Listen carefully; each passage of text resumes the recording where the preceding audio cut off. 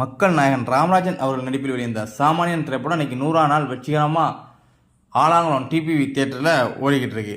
இது காரணம் எப்படி, சாமானியன் சாதித்தது எப்படி? இதற்கு முழு முதற் காரணமே ராமராஜரோட தீவிர ரசிகர்கள் தான்.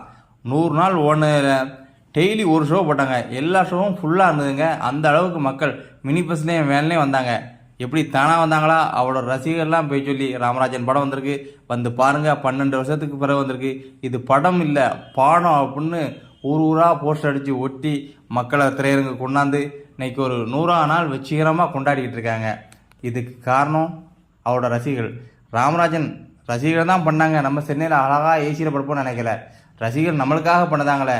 அந்த ரசிகர்களை ஊராக போய் சந்தித்து நன்றி சொல்லணும், பெண்களுக்கு நன்றி சொல்லணும் அப்படின்னு சொல்லி எல்லா ஊருக்கும் போய் நன்றி சொன்னதோடு மட்டும் இல்லாமல் பெண்களோட அன்பாக பேசினார். வந்த ராமராஜனை மக்களோட பூ போட்டு வரவேற்று